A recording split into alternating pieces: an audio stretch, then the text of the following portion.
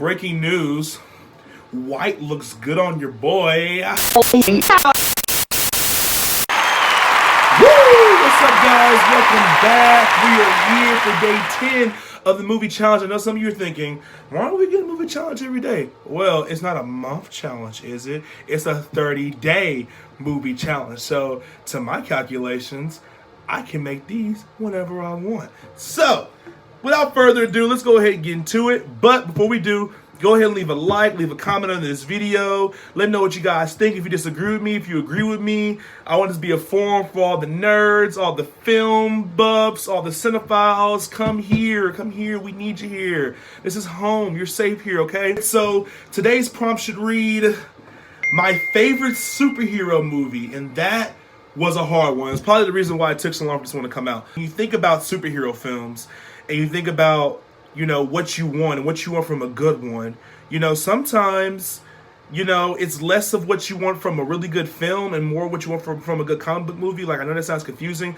but they're two different spectrums. Comic book movies have been able to establish their own kind of cliches and their own kind of beats to hit that regular films would not, or other genre films in general. So, you know, I was thinking about Spider-Man 2, you know, I was thinking about Deadpool, Revolutionary, Avengers, but I think for me what it comes down to is Avengers Infinity War. And here's why. Infinity War had the task of putting all these heroes that had time to get established, that have their own movies, their own lores, their own realms, all that. And everybody had to somewhat have a satisfying arc because everybody was coming to see these Infinity War and Endgame movies, right?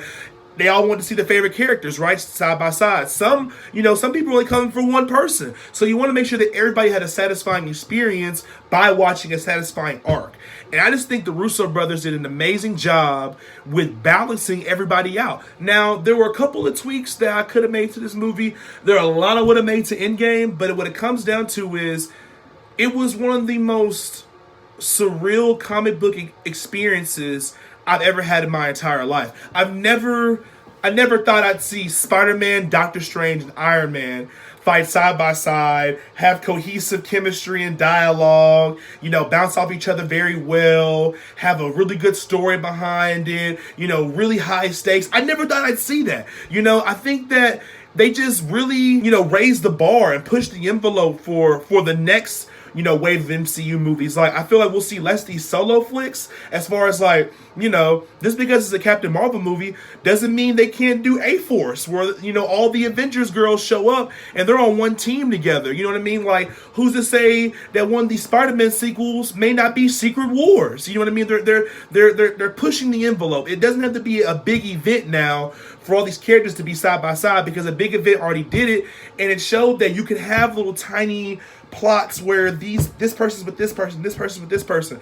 And I think they also matched everybody well. You know, you had your paraplegic team, you had your smart Alec team, you had your new guy team. It was just, they put everybody in the right kind of areas to succeed and the right kind of areas where their characters will bounce off the best and where the characters will shine the best. So many satisfying story arcs. I guess Thor's was the best one to me because over the past couple films, Thor had lost so many people. He had lost, you know, his mom, his dad, his brother, his friends, like, God, lovely. He just lost a lot of people. And to see his pain, you know, personified, and then to see that, you know, he had that chance to get that ending blow at the end of the movie and couldn't deliver. And that just adds on to his pain, his hurt, and shows that he really has nothing to lose. You know, now he's a broken man. He's a broken king. Another satisfying arc I loved was, I just don't get how Spider-Man has two solo flicks. And he has more of an arc between Civil War, Infinity War, and Endgame, all directed by the Russos, than he has in both his solo flicks alone. And it just bothers me. It's like, how do they get the character? Well, they integrated him in the universe. But how do they get the character, but the people who are writing his own solo flicks don't? You know what I mean? We get little to no progress in his movies. And that's where I come to appreciate movies like Infinity War. It's not just some big summer cluster, you know, blockbuster fest. It's an actual comic book event going down right in front of your eyes, almost written just like a comic book with real storylines, real plots, you know, great dialogue and high stakes. That's what made it so special to me. A lot of color. Oh, the color was just from the posters to the trailers to the powers, the color, it's just a color fest. You get the whole palette, entire rainbow palette. And that's where Marvel shines. You know, Marvel is big on color, so is DC. Marvel is big on color. They're big on big flashy color. DC is more of a dark world where the heroes have color, so it makes the color stand out more, which is also cool too. But they haven't had an event like Infinity War. You also had to be able to satisfy the comic fans who read Infinity Gauntlet and know the storyline, and you kind of had to make your own version of it, which makes sense. You know, you don't want to copy the storyline verbatim, because here's the thing about comic movies. Now directors are getting the chance to take these stories and put their own spin, their own take on it. And I think that's what makes the comics even better, because you still have these golden storylines, but you see what it inspires. Infinity Gauntlet inspired, you know, in a way, 10 years worth of Marvel movies. You know what I mean? Like 20 plus movies. So it's something to really marvel at, no pun intended. But yeah, I think that's my favorite movie. I just love it so much. The scene in New York where they're fighting is one of my favorites. It was so fun to watch. Spidey, Doctor Strange, Iron Man, basically my top 3 favorites in Marvel. You know, it just makes so much sense. Duh, they'd be on the same team. And I was like, yeah, right. It was just confirming so many things I would think, like, yeah, they would interact like this, they would be together, like, and it was just so cool to watch. And I thought that the ending scene was very good as far as the last battle goes. They did a good job. They also did a good job with Thanos' build up, his storyline. I think it had one of the best villain storylines ever told. I know everybody wants to talk about the Dark Knight and whatever, but Thanos is actually not only one of the best Marvel villains, but one of the best villains I've ever seen on screen in general, because he made sense. He showed when you put your mind to something, when you're determined to do something, there's nothing that can really stop you. And you kind of got to watch him be the hero in his own story, which what a lot of villains think that they are. They really believe that they're doing the right thing, but this time it was just fully explained and fully fleshed out and really thought through. Like, they wanted you to level with Thanos and relate to him and see where he's coming from.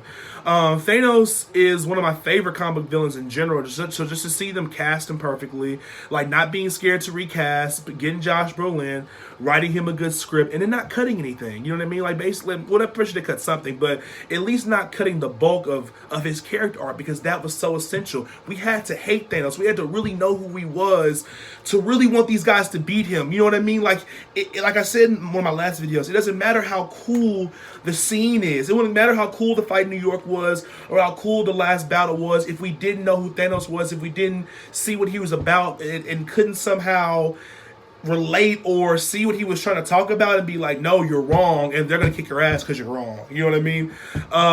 The progression of him getting the stones was beautiful. They took their time. They didn't make it a big thing, like he got all of them in the beginning or he didn't get him in the end. Like, no, they followed through with the storyline. They took their time. It's just a beautiful movie. I really enjoy it. I know that's an easy pick. I didn't say Spider-Man 2 because that's just one of my favorite films in general. Like, I would say superhero film, but it's just one of my favorite films in general, and I'm pretty sure there'll be a slot down the line, because I don't read ahead on this thing, to see if Spider-Man 2 fits in there. But if it doesn't fit in there, Spider-Man 2 is my honorable mention. First time we did an honorable mention here on this show. So yeah, that's my favorite superhero movie, Avengers Infinity War. So you guys check this video out. Let me know what you guys think. They got plenty more videos if you don't watch the other days of the 30-day movie challenge. And guys, stay cheesy, and I'll see you guys soon.